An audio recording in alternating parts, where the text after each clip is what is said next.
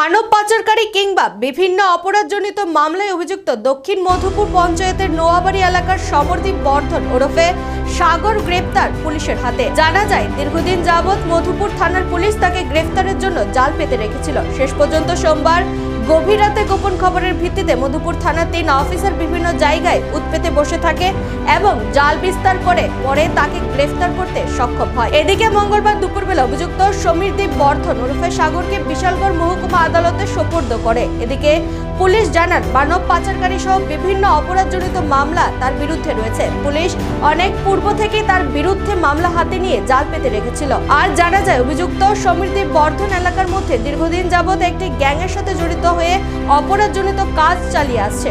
শুধু তাই নয়, সাধারণ মানুষকে রাস্তায় দাঁড় করিয়ে অস্ত্র দেখিয়ে লুটপাট, ছিনতাই সহ অপরাধজনিত কাজ চালিয়ে আসছে। যদিও মধুপুর থানার পুলিশ তার বিরুদ্ধে কয়েকটি মামলা হাতে নিয়ে অনেকদিন গ্রেফতারের উদ্দেশ্যে মাঠে নেমেও তার টিকিট নাগাল পায়নি। অবশেষে সোমবার গভীর রাতে তাকে গ্রেফতার করতে সক্ষম হয়েছে।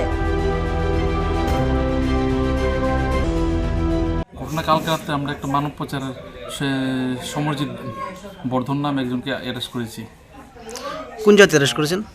এর বাড়ি সাউথ মধুপুর।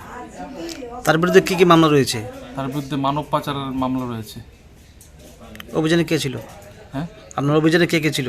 অভিযানে ছিল সুধীর বর্মন, আমি আর থানার অন্যান্য স্টাফ ছিল। এছাড়া তার বিরুদ্ধে অন্য মামলা আছে? আর এর বিরুদ্ধে তার ওই অনেক আরও মামলা আছে কিছু, আমরা যদি দেখছি, ইনভেস্টিগেশনে দেখছি। এখন তাকে কোথায় পাঠিয়েছেন? এখান থেকে কোর্টে পাঠানো হয়েছে।